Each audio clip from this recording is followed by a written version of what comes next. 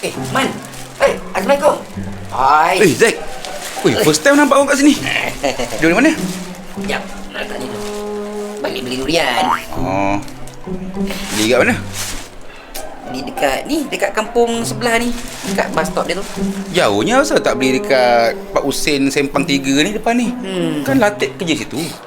Kawan kita tu. Alah, walaupun Latif tu baik kan, tapi tahu KDC Husin tu kau tahulah kan, penipu besar tu. Ramai dah kena timbang pun tak betul, durian banyak busuk kan. Itulah elok beli jauh sikit pun tak apa kan kalau dah macam ni. Betul. Kau memang selalu makan sini tak nampak? Aku selalu makan sini. Roti canai dia sedap, aku suka. Kau recommend lah roti canai mana pun, takkan berkanjak pendirian aku terhadap roti canai dekat Sadam ni. Yalah, sama lah. Kat sini order pun cepat kan. Itulah. Aku dengar calon PRN dekat tempat kita ni kali ni semua bagus-bagus tau. Ya, diorang punya profil dah keluar dah. Pening nak pilih ni. Seorang daripada Harvard, seorang lagi daripada Missouri. Harvard? Ya, pengalaman. Missouri? Ya, pengalaman jangan cakap lah. Dua-dua pernah kerja dalam kerajaan. Seorang jadi ketua pengarah bahagian gunting rebis dekat Kementerian Kerja Raya. Seorang lagi ketua pegawai unit simpanan fail lapuk dekat Kementerian Kewangan.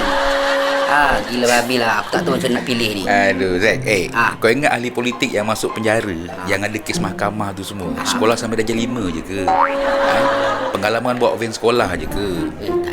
Dia orang tu semua ada degree, ada PhD. Betul. Pengalaman lagi gila kan. Kementerian mana yang dia orang tak pernah duduk? Betul tak?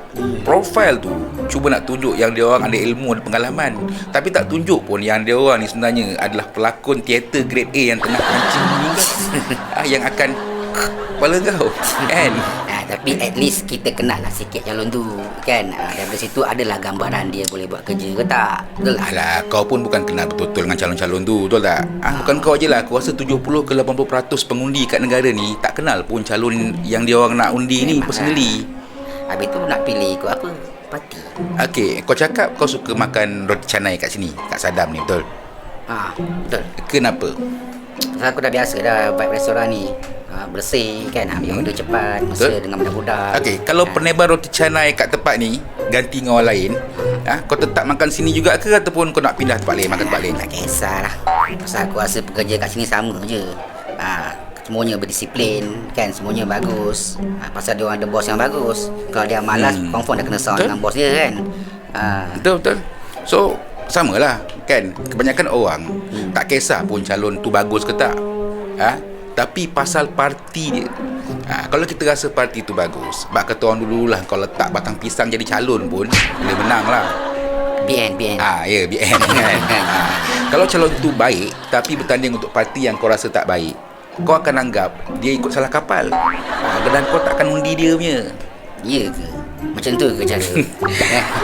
Alah Zack, tak payah nak nafikan lah. Kebanyakan yang cakap pangkah pasal calon tu poyo je. Si Latif yang kerja dengan Pak Husin Durian tu, punyalah baik, sopan santun. Si Latif tu layan customer. Bekas juara bina badan, kepak buah durian, guna masanya je. Asal tu beli kat sana? Kerja dengan Pak Husin penipu tu memang taklah aku beli kat situ kan. Tak kira lah Datuk Siti ke yang tolong aku pilihkan durian, memang tak ada lah. Pergi mampus. Kau rasa di salah tempat kan? Yelah, patut dia kerja jual keripik je. Sepaket RM10 masuk kedai-kedai makan. Lagi bagus aku rasa. Jadi samalah kan. Kebanyakan pengundi ni dia orang lagi pentingkan parti daripada calon. Kau percayalah cakap aku. Bagi dia orang, kalau betul cara parti yang merintah, kawasan dia orang pun akan kena tempias sekali. Kena sekali lah. Kecuali calon tu memang dah sangat-sangat perform lah kan, dah bonding dengan masyarakat kat tempat tu. Tu boleh jadi orang undi calon, bukan undi parti. Contoh tak ramai lah yang macam tu. Contoh macam Syairan Kasim dengan Syed Saddiq macam tu. Lebih kurang lah kan. Sekarang ni kau cakap kena pilih parti kan. Macam mana cara kita nak pilih parti ni? Ya, aku ni orang terpagar kan, tak tahu kan. Jangan pilih parti yang disiplin dia longgar macam seluar yang getah dia dah mengelebih. Macam mana kita nak tengok disiplin dia orang, dalaman dia orang? Semua parti claim dia orang terbaik kan. Aku buka TV tengok dia orang terbaik. Kalau kau dengar dia orang cakap macam tu, ada parti yang cakap macam tu, kan, kau anggukkan je lah. Lepas tu kau gelak lah puan-puan lah mati. Balik rumah kau sambung lah, kau gelak puan-puan kat bilik air kan. Benda ni bukan daripada dia orang cakap, tapi dari red flag, daripada pemerhatian kita yang kita nampak ni, realiti tu. Contoh? Kalau ada pemimpin tinggi ke rendah ke yang bermasalah dalam parti tu, tapi parti tak ambil tindakan, masih berkeliaran dalam parti macam pocong, itu red flag. Kalau ada ketua parti politik yang cakap tak serupa bikin, contoh dulu nak lawan nepotism, tapi sekarang satu family ada dekat dalam kerajaan, itu pun red flag. Kalau nak bagi tahu dasar penting dekat rakyat, pemimpin jadi macam itik dengan ayam. Seorang cakap lain kat TikTok, seorang cakap lain kat Facebook, langsung tak ada coordination. Itu pun red flag. Mesyuarat baling-baling kerusi, itu pun red flag. Sabotase calon sendiri masa PRU PRN, itu pun red flag. Ada juga. Pemimpin yang selalu mulakan isu 3R, lepas tu bila parti lain kecam, tiba-tiba play victim pula. Dia pula yang jadi mangsa, itu pun red flag. Itu selalu dengar tu. Oh, ya banyak juga pernah tengok ni. Kan? Iya. Salen ni. Lagi satu, kau pernah dengar Wallot? Pernah.